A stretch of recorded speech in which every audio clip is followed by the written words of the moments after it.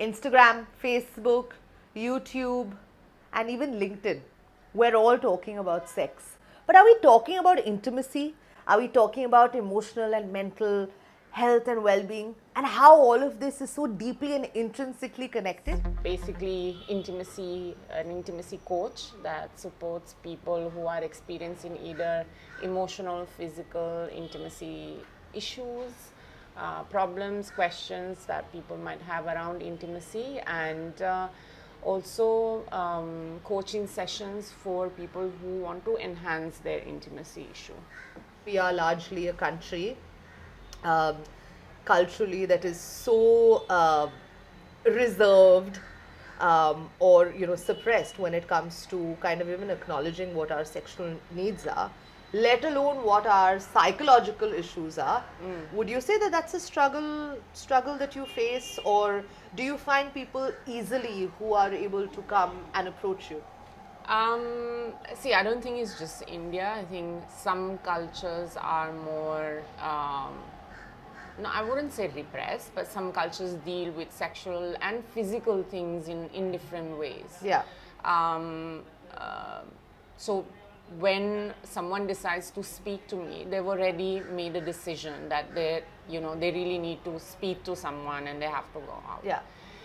There are not so many people that do that. There are not so many people who are aware that perhaps it's an issue and perhaps there is an offering out there that can support you, Yeah. or even a community there that can support Yeah. you. So most people feel that it's an individual journey, that they're on their own and there is too much shame to address that. Yeah. So that's why people mostly go online and like Google stuff. Yeah. So yeah, definitely, like it's not it's not like going and buying a packet Yeah. of biscuits. Yeah. A lot of people think multiple times before they even approach because of the shame and the Right. sort of cultural blocks that exist. Yeah. Not just in India. I want to repeat that it's quite everywhere. Like even in a country like Italy, for example, where I was raised, there is a lot of shame around sexuality, talking about feelings as well. Although you would say that India is a very emotional Yeah. kind of Yeah. country where everybody is expressing Yeah. their emotions, Yeah. but there are certain emotions that people are not really comfortable talking about. For example, and then you tell me if I'm going too much into this, but Say it, please. like a romance, for example, yes, is celebrated through movies and Bollywood, and Shah Rukh Khan. yeah, it's been like celebrated for a number of decades. But actually, in real life, people are not really. When they're young, we're actually developing relationships, romantic relationships, or even sexual awakening. They realize that they are sexual beings. They're told that these two things are absolutely not important in their lives because they need to study. They should focus on studies and not waste time in having girlfriends, boyfriends, or even thinking about sex. Yeah. So that puts a lot of people off understanding what is their relationship style, or what is their sexual kind of orientation, or even what pleasure means to them too much later when they're already at a job, and then even at the job there's so much pressure. So these things are not really valued from a cultural point of view, although India is considered to be like an emotional country. Correct. Yeah. So it's unfortunate. There are certain like historical reasons why, there are cultural and social ideas of why that has not happened, and Why? patriarchy is one of them. I mean, like we want to repeat The that root word. of all evil. Yeah, I mean, but we are questioning it right now, today. Yeah. And I think it's great. It's just that this transition period of moving from a very strong ideological position, has its obviously like its massive ups and downs, and how especially has an impact on how people understand themselves and relationships. Like what does it mean to be a man today? What does it mean to be a woman today? So this is getting questions, and obviously like relationships are so like they are the center of this development, or how you feel as a man, or how you Right. feel as a woman. What is your role in that? Yeah. What is the role of love? What is the role of sex in that? Yeah. Yeah. So this transition phase is a bit like tricky, I think, for all of us. But if I were to ask you specifically when it comes to India, because I know that your clientele kind of transcends like it's around the world. But what would you say culturally are the challenges that you feel when you view us as just as the culture or an audience or clients? Yeah. So I think like one big thing, and I mean, obviously, I always take it from a patriarchy point of view. I see like I came from, like, I was born in Finland, which is not really so, like, it's very equal from a gender point of view.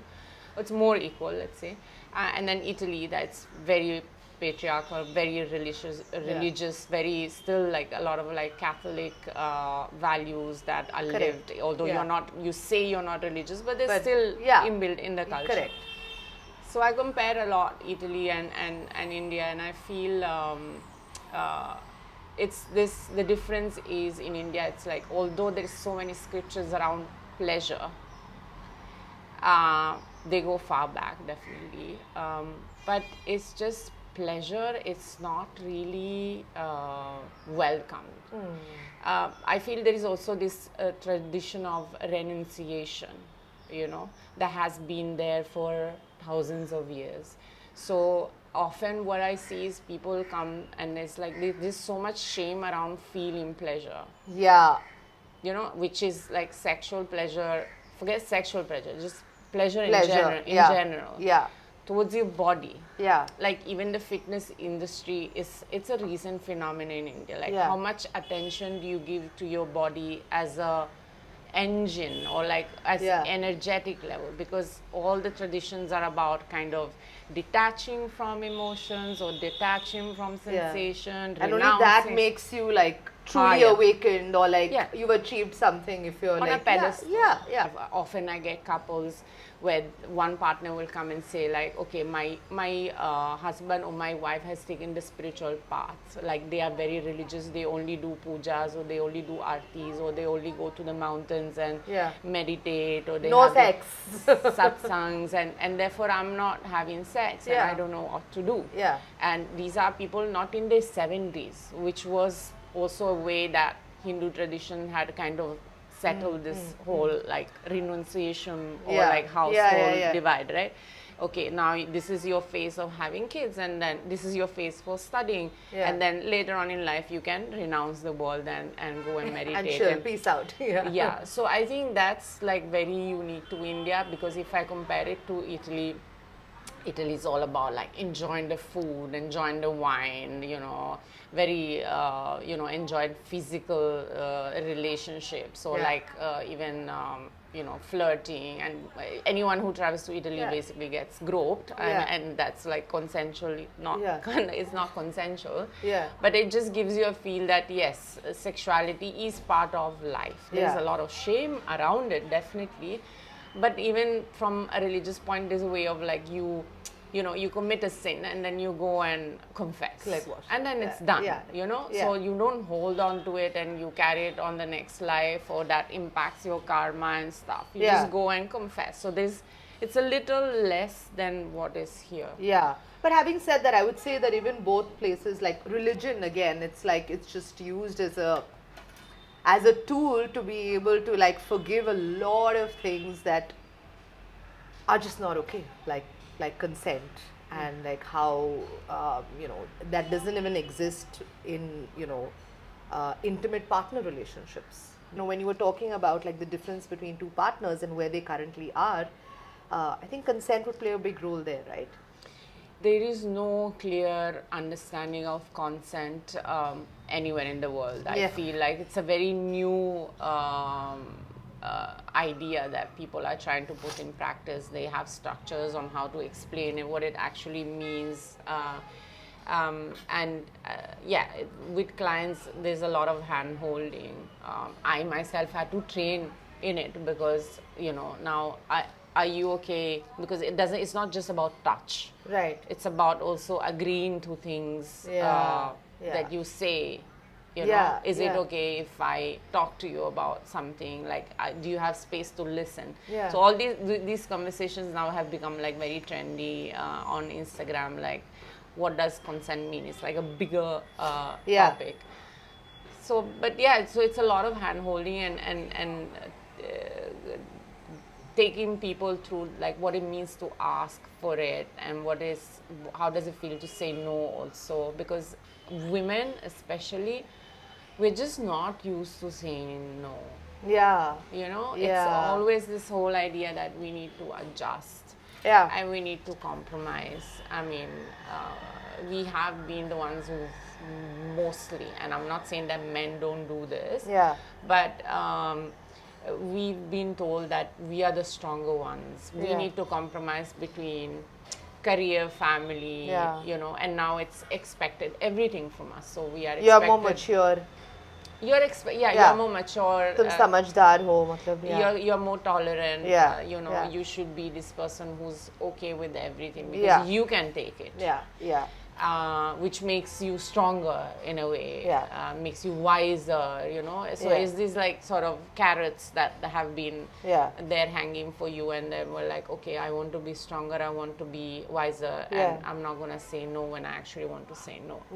So a lot of time with clients who identify as women, it is about explaining that yes, you can say. It doesn't mean that people will get hurt. But you need to come first, because if you don't rescue yourself, it's like when you're on the airplane, they give you a mask. Like you need to pull that mask on yourself first before you can help anybody else. So that is like the constant conversation is very, very like ABC right now. I think I'm curious to know that as somebody who is not Indian, white person, do you face that kind of backlash that you're bringing the supposed westernized concept and ruining Indian culture with your notions about sex and consent, and do you get that? Yeah, so I get different kind of backlash. One is definitely like you're bringing Western concepts and sure, I mean, it's a debate that you can have of what is Western and what is not Western and all of that. What I also get is like how there's a lot of like Indian pride, and it's beautiful to see it, like especially because I've seen it transitioning from 20 years ago, where people were ashamed of speaking Hindi to you, and I was studying Hindi, and they would make fun of me, like, why would you even do Hindi as a degree? It's a useless thing, you know, and why would you want to speak Hindi to us? So from there to being like proud to speak Hindi, proud to have like Indian made products, proud to stay in India. Like now I speak to a lot of young people, and while earlier they would go abroad and just settle there, now they would go get what they need and come back because they're proud of this. That, So I get some kind of backlash in the sense like, why is this white person doing what we should be doing here? Correct. Yeah. Like you're taking up their space, basically. That is the thing. Like you're. Yes. And obviously the fact that I'm privileged gets pointed out, because there is a lot of movements like, white feminist is also not acceptable. Like there are not enough non-white voices out there in sexuality, in all fields, right? Not just like women, but also queer. So why would a white person in the first place like even talk? I mean, I agree with all of this. And I have to acknowledge my privilege, and what I want to really do is make use of it, because for some people, the fact that they think that I know better because I'm a white woman, because I have more sex, I have more experiences, so they think that I know better. So if I exploit that and say like, okay, fine, so they are listening to me because I am white. Perfect. At least I'm giving some message. Like, I don't think I'm giving wrong messages when I say, like, women should be able to explore pleasure. You have to take care of your wife first. All these messages, I don't think they're so wrong. So if they're not, they're listening to me just you have to take care of your wife first. So if they're listening to me just because I'm white, then it's perfectly fine. Do you get the cultural appropriation kind of? All the time. Because I mean, I would ordinarily, like, I'm just going to like confess, I look at a lot of white people coming to India, experimenting with all kinds of yoga, what they call yoga, and then of course like there's this spirituality boom, and of course there is always marrying the idea of sexual and mental wellness with that, like it's deeply interconnected, right? So do you get that as well? Because I would imagine that that's an argument that a lot of folk would make as well. Yeah, I mean, I do, and it's perfectly fine. Cultural appropriation is, it's a thing, and I mean, then I try and make references to myself, because obviously I cannot be I will not ever be ethnically or culturally Indian, right? Yeah. No matter how much my Yeah. accent sounds like a Bombay accent. Yeah. And no matter how many like saris I wear and Bollywood songs that I know, I'm not gonna be ever Indian. Yeah. My experience is very unique, and I am able to have this experience because I'm privileged. Yeah. I had the privilege to move from a white Western country and live in India and make a living just because I'm white. Yeah. I mean, yes, Yeah. I do have some skills. Yeah. But you know, it's kind of, that's like the obvious thing. But the thing is that I don't think we can get stuck on these things so much anymore, because it's like a global culture. Yeah. Like you have to be able to decide what you take from all of this information that you have online. Yeah. Now, you sit in India and you decide to consume American media, through Netflix. Like, what do you take from that? What do you learn from that? How that is impacting your vision of the world? Yeah. Like, there are still people who like completely hate Bollywood, and I only watch like American, English, foreign, European, this. Yeah. But what is the impact it has on you? Now you learn something from it. It's up to you what you take from it. Yeah. Now if I can use certain cultural elements or whatever, cultural appropriation, if me wearing a sari and saying 2 words in Hindi is reaching more people, but the message is good, the intention is right, then fine, I'm happy to be your punching bag for cultural appropriation. It's perfectly okay, no problem. When you started out, did you face anything that a bit of shadiness, obviously, with people kind of mistaking or just assuming that maybe this was a platform for them? It's every day, it's not at the beginning. It's not that because you're doing this job, people are sliding into your DMs either way. Daily. Yeah, and then it's a daily experience. Like, no, I'm sorry, but this is not what we do. No, I mean, but it's interesting because that's what people are looking for, They're looking, especially like men, are looking for sex workers. Okay. Okay, that's like your first thing. Like, okay, are you offering these services? Yeah. Because you're talking about sex. So the only thing I can think of, if you're talking about sex, is like you're providing sex. Which is fascinating because I'm talking about it doesn't mean that I'm actually like doing it. Like, yes, I am a sex worker, but I talk about it and maybe I help you to have better sex. But they don't even understand, like, how can you help me have better sex? I know what to do. I just have to put it in. Yeah. Like, in button dabao, bas ho jayega. Yeah, like I've seen it in porn, so why do I need someone to explain it to me? Yeah. And then it's a whole conversation that, okay, so is it a good experience for you? Is it meaningful? And then it's kind of 1 million questions. What does it mean to be meaningful sex? What does it even mean? Are you worried about your safety at any point of time? Please don't say that. I don't jinx it. Everybody asks me this I ask all the women that I interview on this podcast because I had the first interview was an author of like a beautiful piece of non-fiction work where she interviewed people about marriage. And like it was very against the government. But I do understand that. Do you fear for your safety? I'm not against the government. I love No, don't worry. Yeah. I don't want this video to be taken down. It's just about sex. So, no, maybe I'm not very, maybe nothing has happened so far that has made me worried. Like, we organized one foot fetish cruise event and there were like some issues there, like there were some threats, But so far it's When you say been- threats, like what do you mean? Like Like- shut it down, like that kind of threat, or like to Well, safety, you to know, women's safety? No, we'll plant drugs on the boat and we'll do like a Shah Rukh Khan son's scene in the middle of the ocean. And at one point Tell I them felt like, कुछ और try करो ना, ये हो गया अभी पुराना. so I felt a little like important also. But then I was like, okay, fine. So Yeah. what if that happens? Because clearly Yeah. we are not doing anything illegal. Yeah. So you don't want that to happen just because, you know, there are personal challenges. with, Yeah. like, or issues, like, you know, Yeah. that usual thing. But so far, I mean, nothing has happened, and I'm not afraid. Sometimes I'm sad that there's still so much like trauma around sex that people are not okay talking about it. People are experiencing certain things and are not voicing it out, like especially with sexual trauma. Yeah. They don't even acknowledge that it has happened to them, and if it has happened to them, they don't want to talk about it, and they don't see how that impacts their sexual lives and their relationships. Yeah. Forget sexual life, like how you interact with another human being at an intimate level. Yeah. So that is sad. But yeah, fear, no.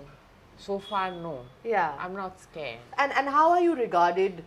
It's great to have like this community and your clients and all of that, and of course facing the occasional backlash from weirdos. But what is it like to then be around your neighbors, the people who bring you the papers, or just anybody who knows what you actually do? Is it regarded with like suspicion, regarded with like a sense of hesitancy, or like maybe they should keep their distance? Do you feel that? So I don't know. Obviously, those who keep distance, I don't even see because they're Yeah, keeping yeah, distance, yeah. right? But yeah, definitely, I'm a little bit from my family. But what is happening? Nobody questions you in your face. So I'm sure a lot of people are talking about it, and a lot of people don't want their kids to hang around me. I don't know if my neighbors know. Although there's been like articles on Times of India and like the main newspapers, so I don't know What if they happens know. behind those closed I doors? don't know what the neighbor across my doorstep thinks, because she has like 2 daughters and they're young. Yeah. And you know, when you open my door, there's this painting of a naked woman. Yeah. I have no idea, to be honest. But again, like, because I'm privileged and I'm white, I think I do get questioned less than an Indian person or an Indian woman. Yeah. Because Indian women have the entire system against them. Correct. Me, I'm just this alien navigating the land, you know? So Yeah. you're always like that odd one out. But yeah, definitely from my family, there's been like some question. My mother, though, is like, she's like, I don't know what you're doing. Yeah. You know, as long as So you then don't you fit right into India. Because if your parents are questioning you about your career, like, what are you doing? That means, I think, you're good. You're fine. the right amount of questioning. Yeah. But at the cost of sounding like somebody who slides in your DMs, what are your services? Like, what's on offer if I were to contact, or anybody were to contact you? Yeah, so besides the coaches, so coaching is kind of 1 hour, one-to-one sessions where you talk about what your issue is. So this again can be. And what if there's no issue? What if I'm curious? Yeah, You know? so if you're curious and you want to explore what other forms of sexual interactions are there, or you want to understand what really turns you on, or if there's a way of enhancing your experience. So there are talk-based sessions where we explore again past, present and future. What is it that you want to do? Then what we do is like we present you with okay, these are some options there. Like being kinky is something that it's just unlimited, you know, like there are so many versions. But are you maybe someone who's more interested in like the new modern version of tantric sex, like you're more into the spiritual zone? So where do you go to find out resources, or where do you go and look for like workshops? So we give you like these options, like this is what you can do. Then obviously there are sessions that are more touch based, not talk based, touch based. So like pleasure mapping, for example, we blindfold you and then we touch your body, no genitals, there's no kissing involved, but we as in like one person does, not like a group of people, unless you want that, because that's also okay. So head to toe and explore what kind of sensations do you enjoy. Yeah. So some people like harder sensations, some people like softer. What kind of words turn you on that you want to hear, or maybe you want to say something that turns. So we explore where your pleasure is currently in your body and in your mind. Yeah. And then we see what would enhance it, what would make it like a bit more, you know, what do you want to say, spicier, what would make it spicier, more interesting, new, etc.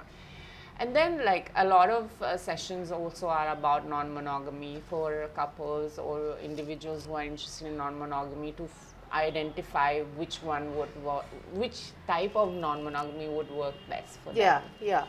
Or again, like kink, what kind of kinky experience. Then we have also like breath work sessions for people who maybe have gone through heartbreaks and they need emotional release. Sometimes talk-based sessions work, but sometimes it's a little deeper. So how do you access those states of emotional states without talking, through other means? So and then we have the events that I don't know if you've heard of, but we have like experiential events where you go and meet people, or where you approach dating from a different perspective, not by looking or seeing how someone is attractive, but how do they feel, like what is their pheromones, how do they smell, or how do they touch, or by listening to their voice. So different type of dating, just to see where does attraction come from. When we talk about, okay, I'm attracted to someone, there's like this strong chemistry. What does it actually mean? It doesn't mean that you are like, they are or your soulmate. I just like don't want to break it to anyone, but there is no soulmate. Stop trying to make it happen. It's just like a chemical reaction to something. Correct. So what does it mean, and how do you take it forward? You know, it doesn't mean that if you have passionate sex with someone that you can spend your entire life with them. That's absolutely not the case. So in fact, most cases it's the opposite. It's the opposite, exactly. When you have those like crazy sexual experiences, just have those and just stay away from that. It doesn't apply for everyone, but there are things that you need to work on in a relationship. So dating is again like something that we often like, dating coaching, dating surrogacy, which is actually going on a date with a coach and getting live feedback on the experience, like how is your body language coming across during a dating experience. So how to be a good dater? It's more about understanding how to come across as a person that could be attractive, could be interesting, and it's more about like bringing yourself, your true self out, which is something that you don't do on a date, because either you are like, you have anxiety, or you're jaded, or there's too many experiences that you have, so you just go like, okay, so what do you do, what do you like doing, what movies do you watch. So going beyond that conversation and make it slightly more exciting, how to ask questions that make the other person open up about how they feel, because feelings is what you actually want to like engage talking about. So, you know, I a lot of my friends, and mostly the women, kind of just constantly talk about how grim it is in the last few years to just date and find worthy men, and like how dark it is. And I think often then you are just forced, or then you just resign to the fact that you just stick with what you have. Like, so even if you are in a relationship that you may not necessarily feel is fulfilling, you're just like, I don't want to be, you know, I don't want to like go out and start my hunt, or like, you know, would you agree with that? Because I feel like it's getting harder to like find people, but at the same time, I feel like sexual experiences for a lot of people are getting better. Yeah, I mean, I think it goes back to this transition phase between like gender roles and the whole patriarchy khichdi, you know, like all that stuff. Because obviously you hear it from women, but you hear it from men that women are not Yeah. You know, there are no good women there. Yeah. If we are like that, you know, they're too strong, or like, Yeah. or they're too weak, or like, because we are all in that transition phase. We don't know what is who we are. Yeah, yeah. Like, what is our role in that relationship? We haven't really asked ourselves what is it that we are looking for in that relationship. And then we also have like too many expectations. Yeah. You know, like we feel that everybody needs to tick all the boxes, and that's Yeah. it's just not gonna happen. It's not Yeah. realistic. Yeah. Yeah. You know, and obviously there are lots of people talking about this, like and usually they are the non-monogamy brigade, you know, that you cannot have so many expectations from one person. You know, there are some things that you might like, but you will not get everything. Yeah. And it's what we are going through as a society. So it's a common experience. It's a community experience. It's a global experience as well. Yeah. Because we are moving from an era where we believed in maybe gods, that God was there out there to fulfill all our needs. We don't believe in gods anymore. We don't believe in. We believe in science. Believe in now. yourself. Yeah, we believe in ourselves, that we can do everything. We believe that we can achieve all sorts of things. So a lot of like unrealistic expectation, not being able to pinpoint what is it that we actually need, instead of looking for someone or something that is actually portrayed in narrative, media narratives. Yeah, yeah. You know, how many movies will you watch and how many ideal partners will you find in a movie? But it is a movie, so in reality, how does it work? I mean, now we can see it, we can map it. People in smaller places find resources online, so most of their engagements are online. They might travel to a bigger city to actually experience things. In the biggest cities, you have small communities. FetLife is like the go-to platform, although it's a dark hole and you will get overwhelmed. But there are groups of people that have connected over maybe a particular fetish or like a preference. There are lots of groups on Telegram, then obviously word of mouth. There are a lot of groups on Reddit, for example. We have our own community of non-monogamous, kinky people, like on Telegram. So it is growing, like these small pockets are growing, but definitely a lot of people are also exploring on dating apps, and they talk about it, like even their profiles say that I'm a kinky person or I'm a non-monogamous person. There's a dating app called Field, for example. It's a dating app for singles, individuals and couples. So you can go as a couple looking for like a third person. Throuple? Looking for a third wheel, or looking for a throuple situation, or whatever number you are into. So. Quadruple, quintuple, Your top 5 tips for the sexual being in India? Self-pleasure first. If you don't know how to pleasure yourself, nobody will be able to do anything to your body, especially for women, because we are so complex. Like our bodies and our sexual minds, erotic minds, are very complex. Therefore, know yourself, what turns you on. Again, explore through getting inspired by other people. Talk about sex. For you to find out what is it that you are into. You might have to access friends' experiences. You might have to access porn.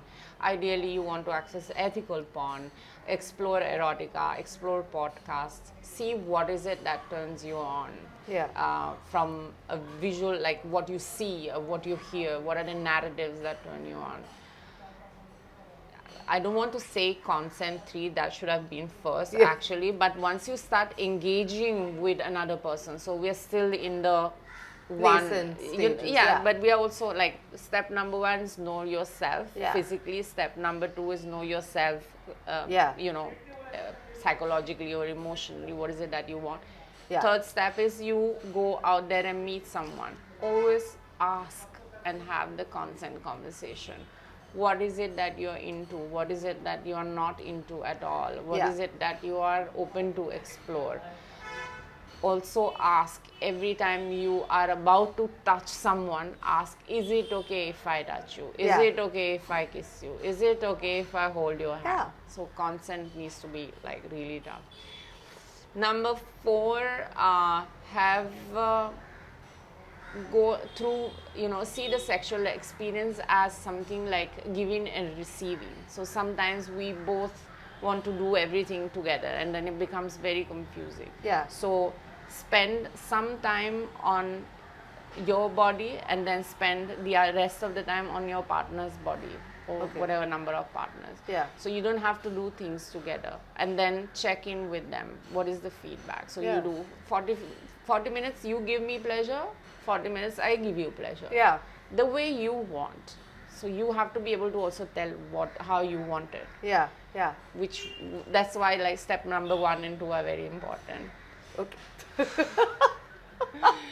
And step number 5, I think like communication, but structure it. Like decide what is gonna happen.